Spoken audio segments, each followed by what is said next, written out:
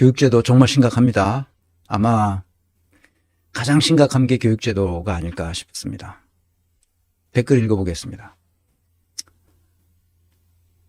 일반적으로 시민법관의 수가 직업법관의 수보다 많다. 그래서 시민법관과 직업법관의 의견이 갈릴 때 일반적인 시민의 보편적 상식에 의해 재판이 이루어진다. 우리나라의 사법제도와 너무도 달라서 가히 충격적이군요. 이 얘기를 처음 들으신 것 같습니다. 예전에 내가 몇 번 강의를 했었는데 그거를 다시 조금 이제 업그레이드해서 강의를 한 건데 처음 들으신 것 같습니다. 소장님 강의를 들으면서 오늘도 정말 많이 배우게 됩니다. 이제 못 들은 부분 듣고 있습니다. 감사합니다. 네. 우리나라가 어떻게 가야 되는지에 대한 이 사법 선진국들의 모습을 보면 알 수 있어요. 법원의 판단을 국민적 신뢰를 얻는단 말이에요. 이 법원의 판단이. 왜 그래요? 시민들의 보편적 상식에 의해서 판결을 내리잖아요. 근데 우리는 판사들이 엉망진창인 이유가 시민들의 보편적 상식에 어긋나는 짓을 하는 거야. 국회도 똑같은 거예요. 우원식 사태가 바로 그거예요. 시민이 보편적 상식에 어긋난 짓을 한단 말이야, 꼭. 그러기 때문에 문제가 돼요. 내가 우원식 사태라고 말하는 거 사람들이 이해를 못해. 시민이 보편적 상식에 근거해서 행동하라니까? 판결이 별거 아니에요. 시민의 보편적 상식에 따라서 판결하면 끝나는 거예요. 법리 어쩌고 따지는데 법리도 보편적 상식으로 이해할 수 있어야 법리가 성립되는 겁니다. 법리라는 게 뭐 별 희한한 게 아니에요. 법이라는 게 왜 필요해요? 시민의 보편적 상식을 유지시켜 주려고 법이라는 게 생겨난 거 아니에요.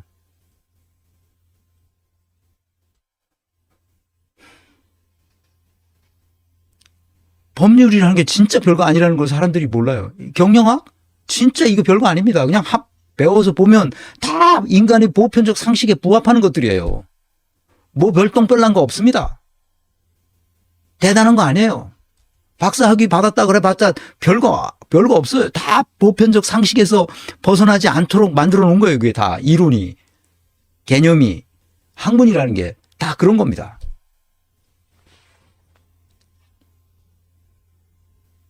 조금 달라지는 게 있어요. 조금. 아주 민홍지 한 장의 두께만큼 조금씩 달라집니다. 제 강의를 들어오신 분들은 아시겠지만 제가 이거 지금 281강이잖아요. 281강 해오면서 처음부터 쭉 들어오신 분들은 아시겠지만 이게 민감하신 분들은 내 강의가 그 민홍지 한 장의 수준만큼 계속 업데이트 된다는 것을 느꼈을 겁니다. 그냥 어쩌다 한번 와서 들으신 분들은 이게 무슨 소리야? 이거 또 개소리야? 이러실 수 있는데 계속 예민하게 제 강의를 여러 차례 들어오신 분들은 민홍지만큼 제가 달라지고 있다는 것을 느낄 겁니다. 그 이론의 틀 내에서 조금씩 정교해지고 있다는 것을 느낄 겁니다. 그게 바로 뭐냐? 문명이 그렇게 발전하는 거예요. 어느 날 갑자기 확 올라뛰는 게 없습니다. 문명은 그렇게 발전하는 거고 저 자신도 매일 그렇게 조금씩 눈에 띄지 않은 수준으로 성장해 가는 거죠. 다음 댓글입니다. 최동석 박사님의 강의를 들으면 삶에 희망이 생기고 가슴이 벅차오르고 힘이 생깁니다. 그동안 억울한 일로 재판 판결도 받아봤지만 너무 엉터리고 2차 가해만 더해지는 양상을 보고 암담하고 희망이 없는 나라로 낙담했었는데 박사님 강의는 마디마디 생명력이 있는 진리로 제 가슴을 울려주고 환희로 들끓게 합니다. 이 나라의 희망을 보게 합니다. 너무 감동이고 너무 감사합니다. 이렇게 값비싼 강의 마디마디에 100% 공감이 되는 진리의 강의 만세. 이런 댓글도 달아주셨습니다. 그렇죠. 세상은 우리가 생각하는 것보다 훨씬 더 다양합니다. 그래서 제가 그 다른 나라보다도 이 동아시아보다도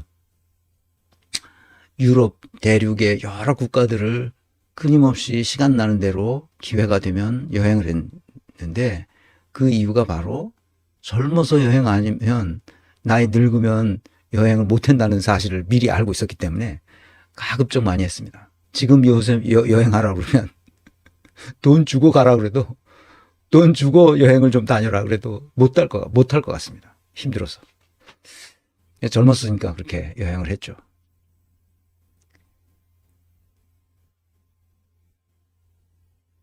그 많은 사람들이 좋은 아이디어를 내서 합의해가지고 정말 합리적이고 생산성이 높은 구조와 시스템을 만들어서 움직이는 나라들이 있거든요.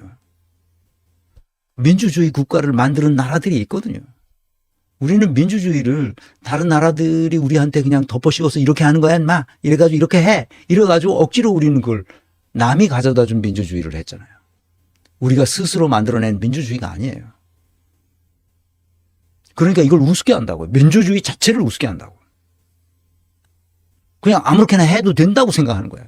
투표만 하면 된다고 생각하는 거예요. 절대 그렇지 않습니다. 민주주의는.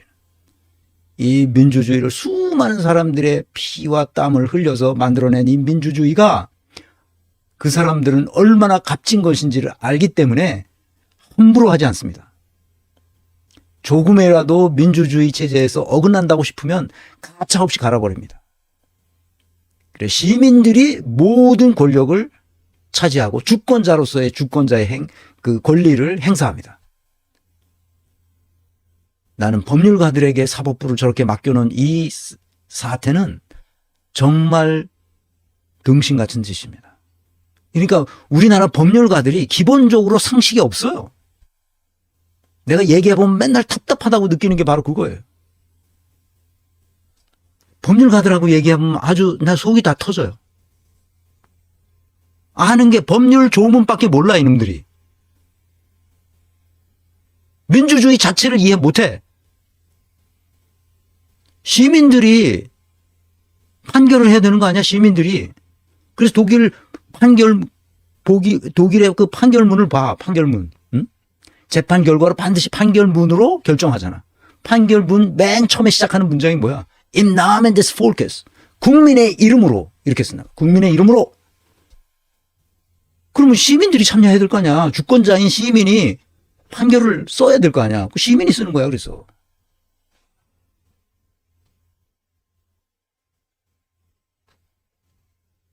그 지부법관과 시민법관이 같이 재판을 한다는 거예요. 나는 그래서 미국식은, 여러분, 영미식은 이 배심원으로 배심 재판을 하지만 이런 대륙식은 참심 재판을 한다는 거야. 그러니까 일반 시민 판사, 그걸 셰페라고 그러는데, 셰펜게리히트, 그러니까 시민 법관이 참여하는 재판을 통해서 판결이 이루어지기 때문에 시민적 신뢰도가 5천만 명 이상의 나라에서 독일이 유일하게 가장 높은 시민적 신뢰도를 얻는 거예요. 프랑스, 뭡니까, 스위스, 오스트리아도 높이 나타나는 이유가 바로 참심제를 하기 때문에 그렇습니다. 심판에 참여한다는 거죠. 우리나라 빨리 이렇게 돼야 됩니다. 그래서 사법을 민주화시켜야 됩니다. 마지막으로 최동숙 소장님의 강의를 듣고 배움의 개혁을 스스로 하고 있어요. 권민내 회원이 된 것이 너무 뿌듯합니다. 소장님 강의의 모든 것들이 저의 뇌를 부자로 만들고 있는 느낌입니다. 제가 그 현직에 있을 때 컨설팅하고 자문하고 교육하고 있을 때 많은 사람들이 내가 가르치는 것에 대해서 진짜 이렇게 해야 된다, 우리나라가. 우리 회사도 이렇게 했으면 좋겠다. 꼭 이렇게 되도록 어떻게 해보자.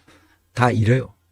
근데 결국에 가서는 안 됩니다. 내가 누누이 얘기했지만 그 조직도 다 기득권을 가지고 있는 사람들이 있기 때문에 그렇습니다. 기득권을 누릴 만한 그런 사회적 성취가 있는 사람에게만 그것을 줘야 되는데, 그런데 그렇게 하지 않는 불로소득으로 먹고 사는 사람들이 결국 기득권을 놓지 않기 위해서 온갖 공작을 다 합니다. 그래서 개혁이 되지 못하게 하죠. 개혁이라는 게 뭡니까? 폼을 바꾸는 거죠. 이 구조와 시스템을 바꾸지 못하게 합니다. 그들이 권력을 가지고 있기 때문에 그렇죠. 그래서 문제입니다. 그래서 제가 건민대를 통해서 시민사회 전체가 이런 생각을 전체 함으로써 정치권에 압력을 가해서 정치인들이 주권자의 말을 듣도록 만들어주는 수밖에 없다. 그겁니다.